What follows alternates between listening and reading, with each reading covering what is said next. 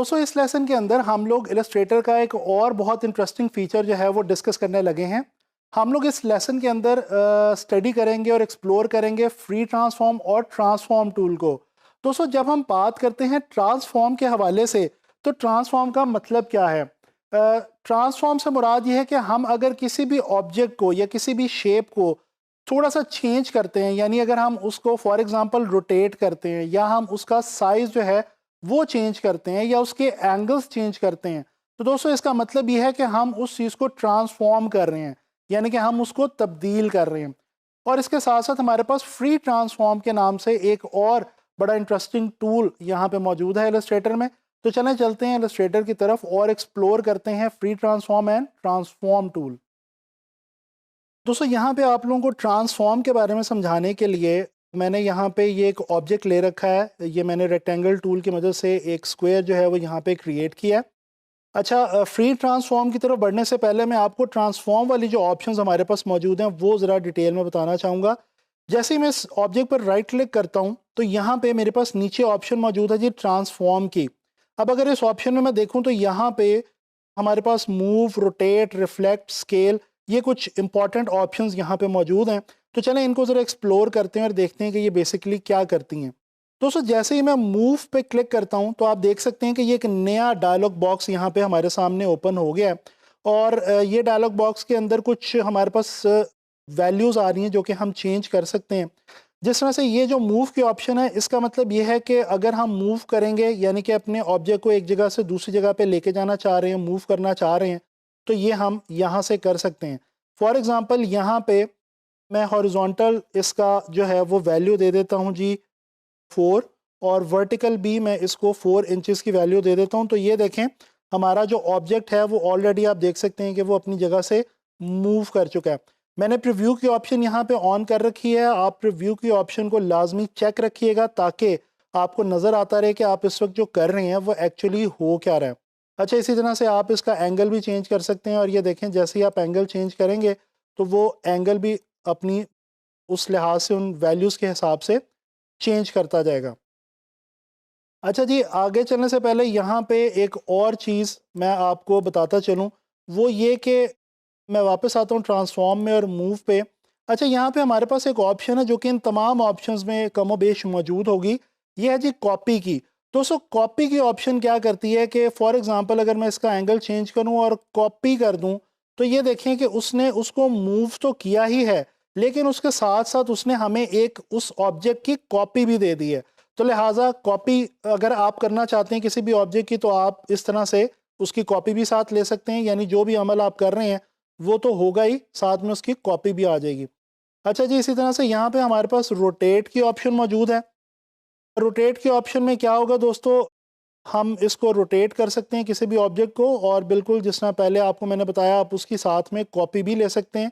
तो ये देखें अगर मैंने उसको उसका एंगल चेंज किया, उसको रोटेट किया और साथ में उसी ऑब्जेक्ट की मैंने एक कॉपी भी जो है वो ले रखी है। यहाँ पे इस वक्त फिल इसमें वाइट है और ब्लैक इसका जो है वो हमारे पास स्ट्रोक है, और ये मैंने इसीलिए रखा हुआ है ये वाली वैल्यूज़ ताकि आपको समझना ज़रा आसान रहे।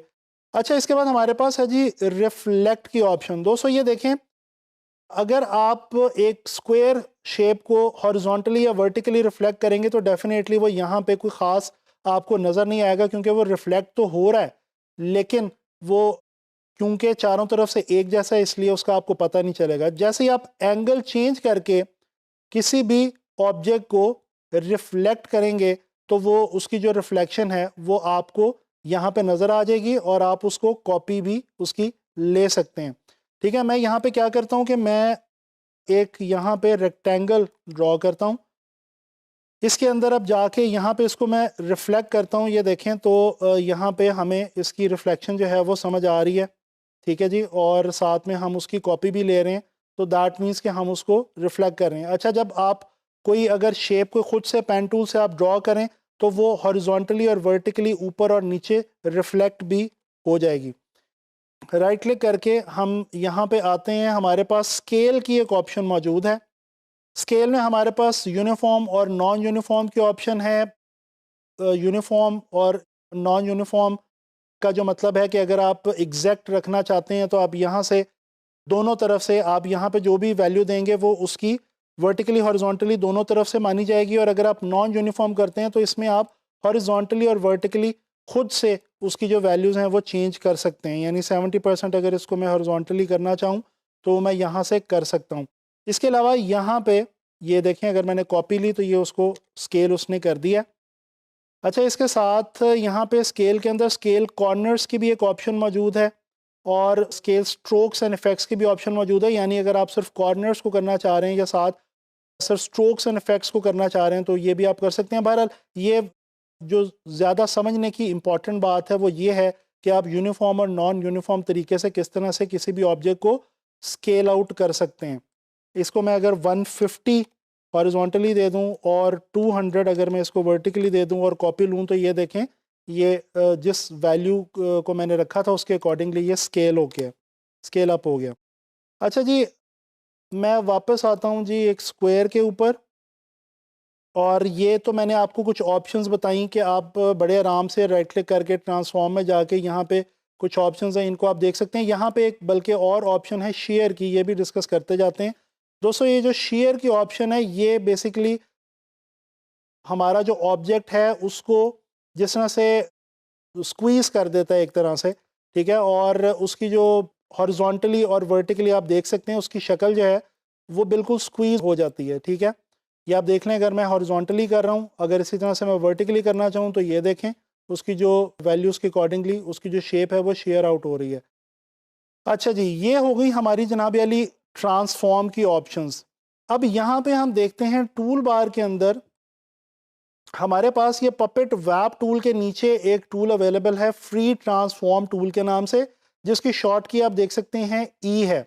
अच्छा, ये एक बड़ा इंटरेस्टिंग टूल है जनाब अली। ये क्या करता है, ये आप देख सकते हैं कि इसकी जो शक्ल है ये थोड़ी सी डिफरेंट है। यानी अगर ये एंकर पॉइंट्स के ऊपर मैं आऊँ तो आप देख सकते हैं इस पे दो साइंस आपको बने नज़र आ रहे हैं। एक साइन रोटेशन का है और एक साइन जो है वो उसके स्केल का है, यानी इसको बड़ा छोटा करने के लिए, रीसाइज करने के लिए। फ्री ट्रांसफॉर्म में बेसिकली हमें जो एक सहूलत मिलती है वो क्या मिलती है कि हम अगर फॉर एग्जांपल इसको स्केल आउट कर रहे हैं और साथ अगर हम कंट्रोल की ऑप्शन दबा लें तो दोस्तों कंट्रोल क्लिक करते साथ ही क्या होगा कि आपने जो एंकर पॉइंट पकड़ा हुआ है वो खाली एक एंकर पॉइंट जो है वो आपके साथ आपके पास कंट्रोल में आ जाएगा और बाकी के वहीं अपनी जगह पे लॉक हो जाएंगे। ये दोबारा मैं आपको करके दिखाता हूँ कि यहाँ पे हम गए इसको। अच्छा, यहाँ पे आपने जहन में रखना है पहले आपने उसको ट्रांसफॉर्म करना है और बाद में आपने कंट्रोल की ऑप्शन पे क्लिक करना है, तभी ये आप आराम से जो है वो कर पाएंगे। अच्छा, इसी तरह से अगर हम ये जो सेंटर में हमारे पास जो एक एंकर पॉइंट है इसके ऊपर आए और अब यहाँ पे हम कंट्रोल क्लिक करके इसको हम मूव करें तो ये देखें ये बहुत खूबसूरत तरीके से वर्कआउट कर रहा है। ये क्या कर रहा है कि वो जो जिस साइड से हम इसको पकड़ रहे हैं, ग्रैब कर रहे हैं, वो हमारी साइड सिर्फ हमारी वो लाइन सेगमेंट चेंज हो रही है और जो दूसरी वाली लाइन सेगमेंट है वो अपनी जगह पे उसी तरह से मौजूद है, ठीक है जी। और कंट्रोल अगर आप पकड़ें तो ये देखें सेंटर से आप ये पूरी शेप को जो है वो अपनी मर्जी से जो है वो आप शेप आउट कर सकते हैं। दोस्तों, आप लोगों ने देखा हमने इस लेसन में ट्रांसफॉर्म के हवाले से कुछ डिफरेंट ऑप्शंस को जो है वो स्टडी किया और हमने देखा हम किस तरह से बड़ी आसानी से किसी भी ऑब्जेक्ट को रोटेट भी कर सकते हैं, उसको रीसाइज भी कर सकते हैं, रिफ्लेक्ट भी कर सकते हैं और उसके जो शेप है उसको चेंज कर सकते हैं। इसके अलावा फ्री ट्रांसफॉर्म में हमने देखा है कि हम उसको फ्रीली ट्रांसफॉर्म कर सकते हैं। इसी वजह से उसका नाम टूल का फ्री ट्रांसफॉर्म रखा गया, क्योंकि हम उसमें आज़ादाना तरीके से किसी भी एक एंकर पॉइंट को चूज़ करके उस शेप को ट्रांसफॉर्म कर सकते हैं। आप लोगों ने इसको एक्सप्लोर करना है और इंशाल्लाह ताला नेक्स्ट लेसन में आप लोगों के साथ किसी नए टूल के साथ आपसे मुलाकात होगी।